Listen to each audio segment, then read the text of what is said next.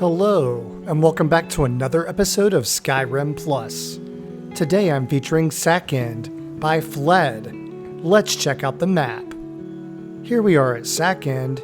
We have Riverwood to our west, Whiterun to our east, and we're about halfway in between at our featured home, Sackend. And we can find it right along the path from Riverwood to Whiterun. It's built right into the land.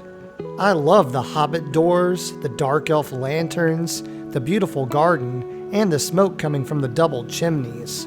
But before we get carried away, let's read this note underneath the bench. Greetings, adventurer.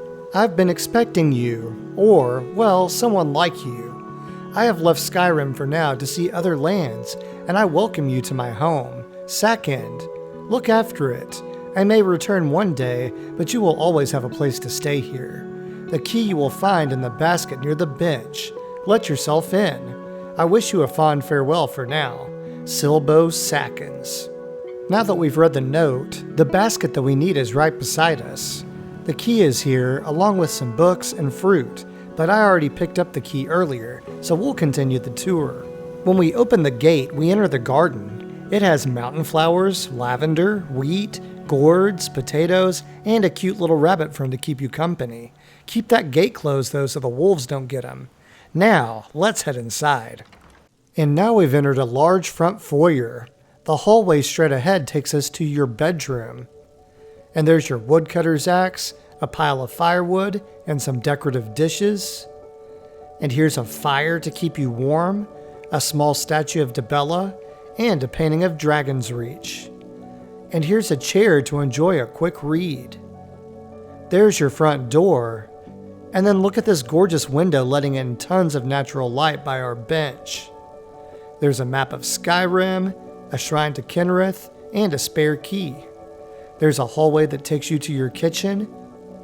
And then you have a cozy corner reading nook with bookcases and custom paintings. One looks like it's somewhere in the Rift, one is a painting of a wizard walking with a kid, and one is Lord of the Rings themed. Now we'll walk down this short hallway to our kitchen. You have some cabinets for storage on your left. And then as we enter the room, you have your own dining table with several chairs, cheeses, and desserts. To your right, you have an oven for your baking needs. And by the crackling fire, you have your cooking pot, as well as some harvestable ingredients, a butter churn, some loose ingredients for alchemy, and some potions, as well as a wash basin. And there's another one of those beautiful windows letting in a ton of natural light. Here's an office space. It looks like you have a painting of a wizard smoking a pipe above. And then check out this cool feature. You have your own copy of The Hobbit with custom artwork. Too cool. You have a chest underneath for additional storage, as well as a knapsack. And then as we go around this chair, we find a comfortable white bench with a book, a candle to give you a little more light for your aging eyes, and another wonderful painting of the Forest of Skyrim. When we take this left, we find wine, mead, cheese, desserts, more harvestable ingredients, and a door that leads to the crafting cellar.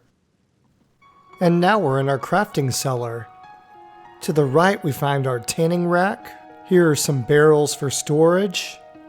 Here's another office space with a journal on the table. The journal says, sorry this home's not located in the Rift, but it still looks good. And speaking of looking good, look at the home self-portrait on the wall. I love it when mod authors include self-portraits of the house within the house. And here's a painting of Winterhold above your arcane enchanter and alchemy lab. That just seems kind of fitting. Then you've got another bench. And then to the left, you've got your stairway to go back up. And then we've seen all of these things already, so we're going to go ahead and turn around and then go to our next space.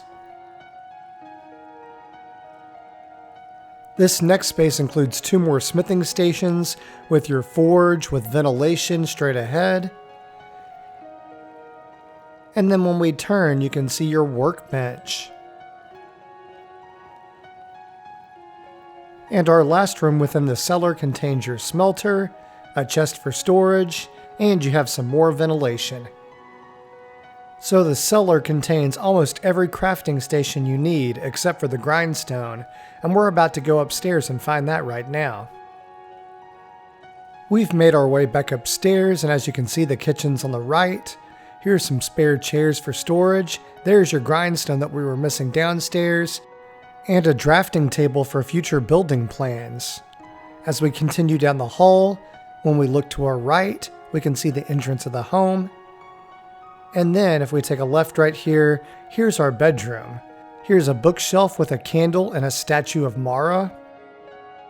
Here's a table with a few odds and ends, including a Deathbrand treasure map.